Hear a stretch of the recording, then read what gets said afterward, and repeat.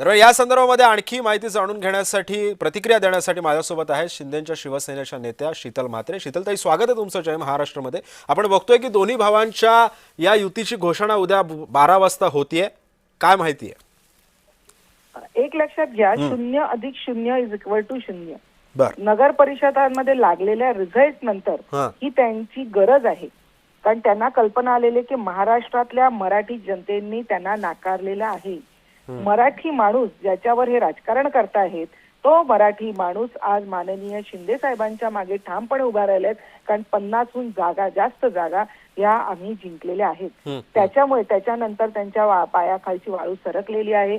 त्यांना कल्पना आलेली की आपण एकटे काहीही करू शकत नाहीयेत, त्याच्यामुळे एकत्र येण्याचा हा प्रयत्न केलेला आहे। कुठेतरी भावनिक राजकारण करण्याचा प्रयत्न करतायत, परंतु मुंबईकर हा सुज्ञ आहे, त्याला कल्पना आहे की विकासाचं राजकारण कोण करतंय, विकास म्हणून आम्ही समोर घेऊन जाणार आहोत। आम्ही जे केलेला विकास आहे तो आम्ही मुंबईकरांच्या समोर मांडणार आहोत आणि ज्यांच्याकडे काहीही मुद्दे नाहीयेत त्याच्यामुळे कुठलं तरी खोटं नरेटिव्ह पसरवण्यापलीकडे हे काही करणार नाहीयेत।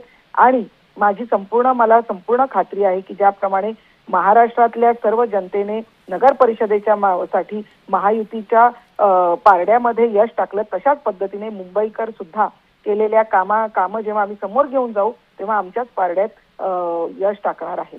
पण शीतलताई, या युतीचा परिणाम काहीच तुमच्या पक्षावर किंवा विशेष करून महायुतीवरती पडणार? मला सांगा, मनसेच्या किती जागा आहेत आता मुंबई महानगरपालिकेत? 0 जागा आहेत। किती? 0 जागा आहेत। त्याच्यामुळे काही फरक पडत नाही, काहीही फरक पडत नाही। उद्धव ठाकरेंच्या पक्षाला तर कॅन्डिडेट मिळत नाही, ही परिस्थिती आहे। त्याच्यामुळे दोन्ही मी तुम्हाला ते सांगितलं, 0+0=0। बर, धन्यवाद शीतलताई, तुम्ही जय महाराष्ट्र सोबत प्रतिक्रिया दिलीत त्याबद्दल। त्यामुळे आपण पाहतोय उद्या दुपारी 12 वाजता ठाकरे बंधूंच्या युतीची घोषणा आता अखेर होणार आहे। या घोषणेनंतर महाराष्ट्राच्या राजकारणात विशेष करून महानगरपालिका निवडणुकीमध्ये नेमकं काय काय होतं हे सुद्धा पाहणं तितकंच महत्त्वाचं ठरणार आहे।